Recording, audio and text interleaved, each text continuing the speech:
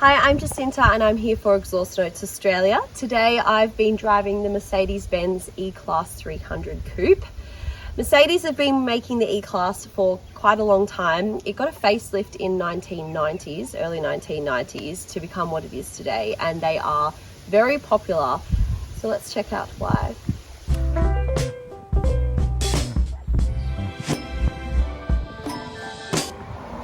Starting at the front, we have the typical Mercedes diamond grille, and we have 84 LEDs in the headlights, so it looks quite impressive at night.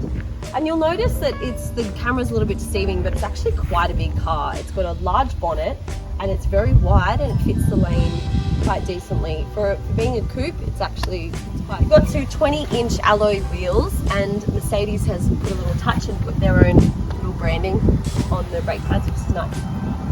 Moving down, it's the metallic red, which is what got me when I first stepped into the car. I'm such a sucker for colours, but the metallic colour is really nice. It comes in a whole bunch of other ones. There's metallic blue, emerald green, there's graphite grey, there's quite a lot, but yeah, they're all in metallic colours. I think they kind of make it look quite sleek and nice. Coming to the back, one of my favourite features about this back area is this little camera that sits under here. You can't actually see it, but it's a cool little camera. We've got a 495 litre boot, actually quite big for how small it is. So one of my favourite features is that fact you can hold down the unlock button and everything just starts to open up automatically, which is nice, including the panoramic sunroof, and also the fact that there's no pillar in between the windows, which I kind of like because it makes it a bit more spacious. The back windows are also tinted, which is quite nice as well.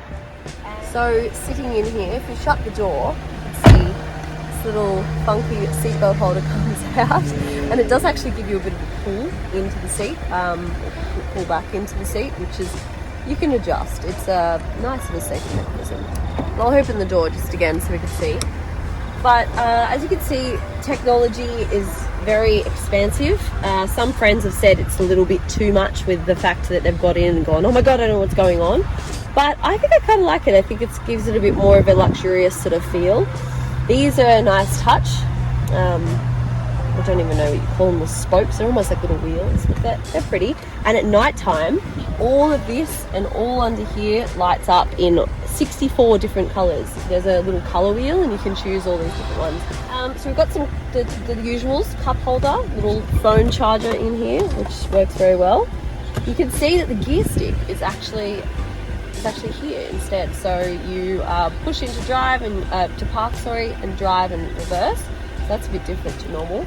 Apparently it's a safety thing. Apparently they've tried to move it because people don't want to get stabbed with a gear stick when they crash. I don't know, that's what I heard through the grapevine. Whether that's true, I'm not sure, don't quote me on that. But I do like the fact that it's a little up on the steering wheel, that's what I'm trying to say. The only problem is a few times I've gone to put on the blinker and I've accidentally put it into neutral. So that's not good. There is something about this, it's not buttons, it's just like a touch pad. Could sometimes get a little bit, it's not very, it doesn't actually work as well as you think. So you go to responsive, that's the word I'm looking for. So it's actually not as responsive as you'd think.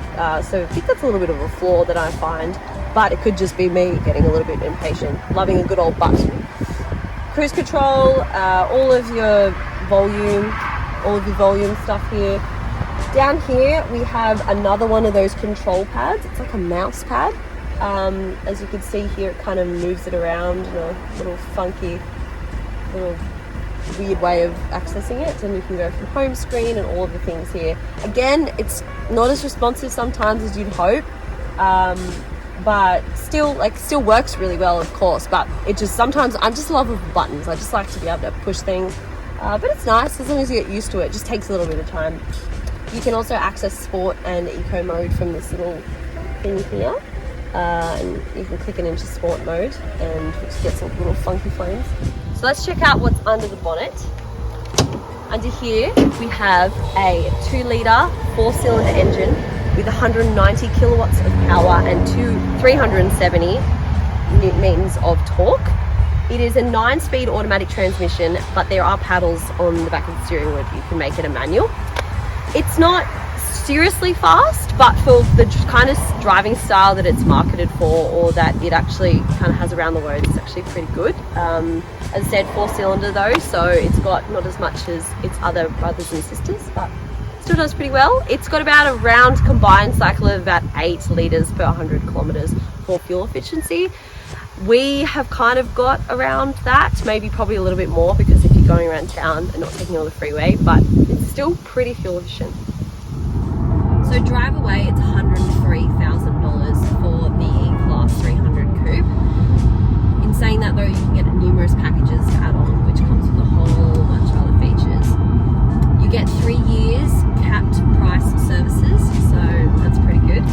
And I'm just coming onto the freeway now, and this is really where the E-Class excels. It's comfortable, it's relaxed, its cruise control is very easy to use, gets up to speeds that you don't even feel like you're going, the car is actually going through it. It's got 9 gears, so by the time it gets onto the 9th gear, you're cruising pretty nicely. And overall, as a car, I would buy this. I would buy this car. It's so comfortable, and it looks nice. It's luxurious. It's easy to use. I don't know. I think it's a winner for me. And $103,000 is a lot of money, but also I've definitely seen some other cars that have been a lot more money for not as much. So I think the Mercedes-Benz have done it again.